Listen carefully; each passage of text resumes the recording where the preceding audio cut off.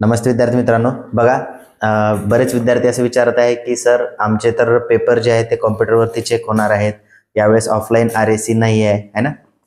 तर विद्यार्थी मित्रांनो, यावरती आपण आजच्या व्हिडिओमध्ये डिस्कशन करणार आहे की के स्कीमचे पेपर असतील किंवा आय स्कीमचे बॅकलॉगचे पेपर असतील, हे पेपर यावर्षी कसे चेक होणार आहेत. ओके, तर सगळ्यात अगोदर विद्यार्थी मित्रांनो, यावेळेस ऑफलाईन RAC बंद आहे. ऑफलाईन RAC म्हणजे काय, तर तुमचे पेपर बारकोडचं स्टिकर लावून डायरेक्टली सपोज या रिजन नागपूर रिजनचे पेपर पुणे रिजनमध्ये जात होते, पुणे रिजनचे पेपर असे दुसरीकडे जात होते है ना.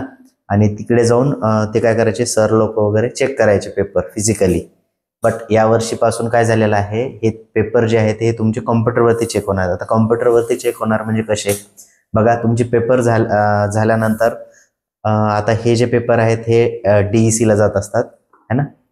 DC म्हणतो आपण त्याला, ठीक आहे. तर DC म्हणजे डिस्ट्रीब्युशन सेंटरला गेल्यानंतर ते पेपर स्कॅनिंग सेंटरला जातात. आता या वर्षीपासून म्हणजे मागच्या वर्षी फर्स्ट इयरसाठी इम्प्लिमेंट केलेलं होतं त्यांनी प्रयोग हा, बट आता सर्व पेपरसाठी त्यांनी इम्प्लिमेंट केलेला आहे. आता स्कॅनिंग सेंटरला गेल्यावरती काय होतं, तर त्या ठिकाणी तुमचा पेपर जो आहे तो स्कॅन केला जातो स्कॅनिंग मशीनला, ठीक आहे.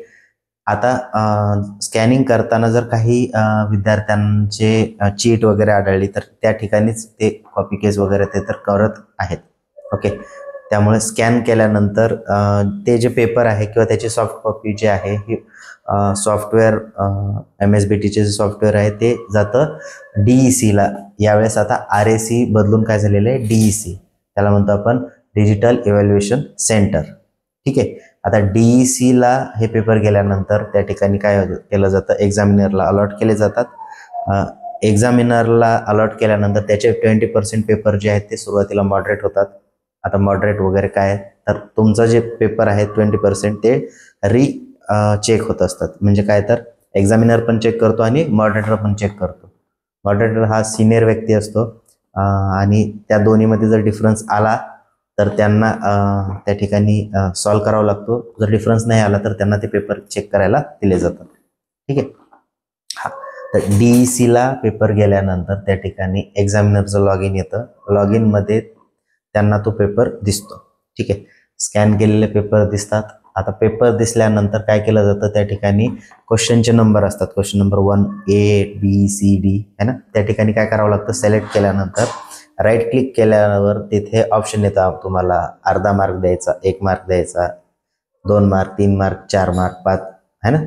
6 मार्काचा क्वेश्चन असेल तर 6 मार्कापर्यंत तिथं ऑप्शन येतात आणि अकॉर्डिंग टू दॅट तिथं तुम्हाला मार्क दिले जातात. म्हणजे चेक कोण करतं, तर कॉम्प्युटर चेक करत नाही. फक्त पेपर जे आहेत हे सॉफ्ट कॉपी तुमच्या पेपरचे स्कॅन करून ते DEC सेंटरला येतं आणि त्या ठिकाणी फॅकल्टीज तुमचे पेपर हे चेक करतात. फक्त कॉम्प्युटरवरती चेक करणार आहेत है ना. हाच डिफरन्स आहे. आता यानं काय होईल, तर तुमचे जे काय म्हणतो आपण रिचेकिंग आहे किंवा रिटोटलिंग आहे, हा जो वेळ आहे तो वेळ कमी लागेल नंतर आता है ना. आणि कमी वेळ लागल्यामुळे तुमचा रिझल्ट वगैरे लवकर लागायची शक्यता आहे. तसेच तुमचे फोटोकॉपी जे आहे ते पण तुम्हाला लवकर मिळून जाईल. अगोदर कसं 1 महिना लागायचा फोटोकॉपी यायला, त्याच्यानंतर इव्हॅल्युएशन व्हायला, तर आता तो ड्युरेशन जो आहे तो कमी केला जाईल यानं है ना. अशा पद्धतीनं तुमचे पेपर जे आहेत ते चेक होत आहेत. आता पुढचा मुद्दा जो आहे की तुम्ही म्हणाल की सर पेपर चेकिंग कशी सुरू झाली. आता कालच मी पेपर चेक केले, त्यामध्ये असं आढळून आलं की कॉपी केस आलेले आहे. एका सेंटरचे पेपर आलेले आहेत, ठीक आहे. बॅकलॉगचा पेपर होता तो. आणि त्या ठिकाणी एका स्टुडंटला काय झालेलं आहे, तर पूर्ण ChatGPTचे आन्सर आलेले त्या ठिकाणी.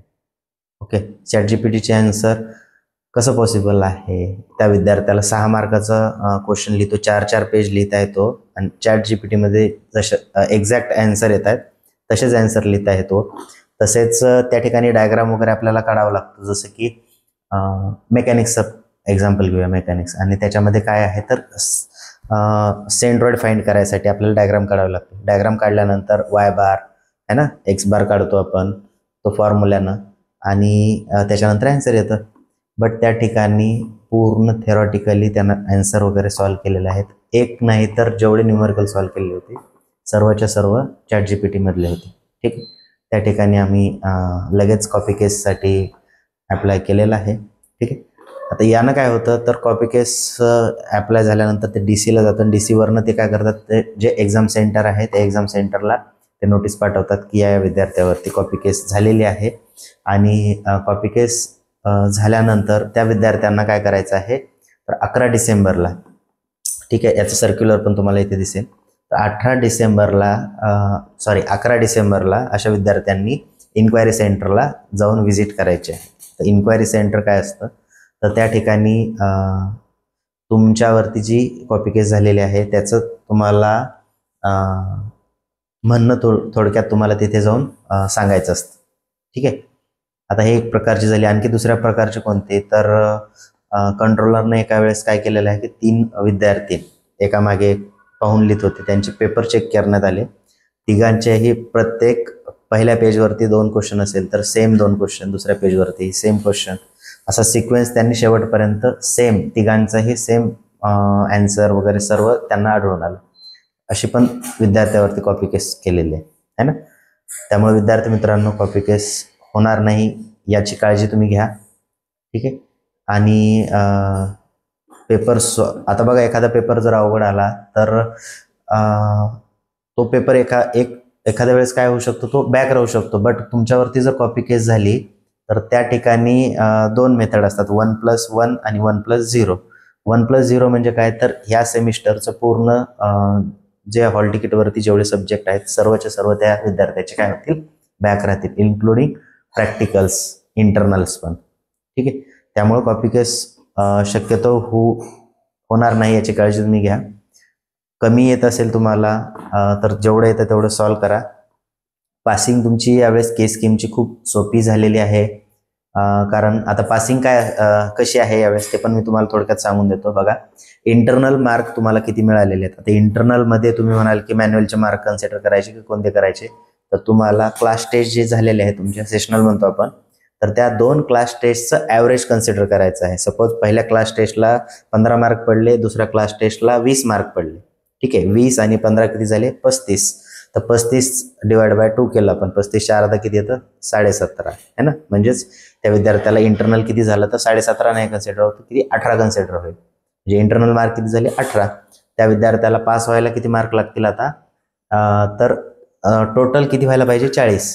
30 पैकी इंटरनलचे मार्क्स प्लस पेपरमध्ये जेवढे पडणार आहे त्या दोन्हीचे बेरीज केल्यानंतर किती यायला पाहिजे, 40 यायला पाहिजे.